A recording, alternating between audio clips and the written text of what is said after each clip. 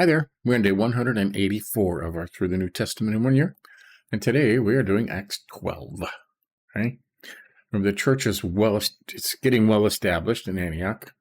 Right? And we have bad news and good news here. About that time, King Herod cruelly attacked someone who belonged to the church, and he killed James, John's brother, with the sword. James and John, sons of Zebedee, right? In the original. Right? Two of the original apostles behind Peter, right? James and John were next.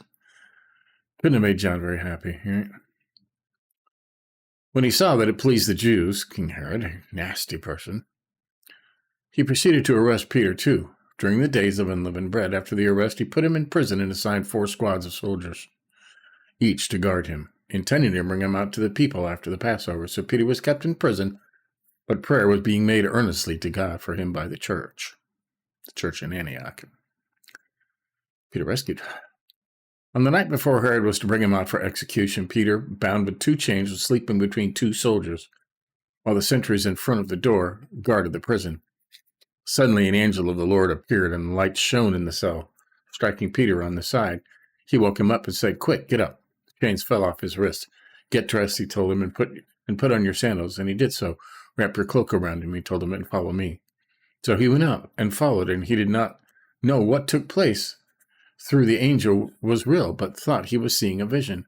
After they passed the first and second guard posts, they came to the iron gate that leads to the city, which opened to them by itself. That doesn't happen, right?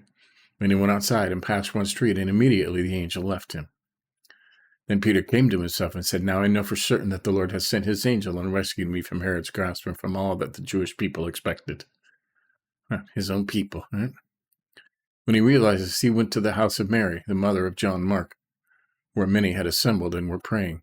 He knocked on the door in the gateway, and a servant named Rhoda came to answer. She recognized Peter's voice, and because of her great joy, she did not open the gate, but ran in and announced Peter was standing at the gateway.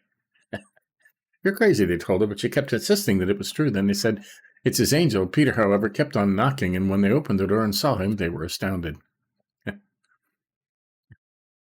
Motioning to them with his hand to be silent, he explained to them how the Lord had brought him out of the prison. "Report these things to James and the brothers," he said. Then he departed and went to a different place. Yeah, he's going to hide for a while, right? I don't blame him. At daylight, there was a great commotion among the soldiers as to what could have become of Peter. And Herod had searched and did not find him. He interrogated the guards and ordered their execution. Man, that is a mean, mean king, right?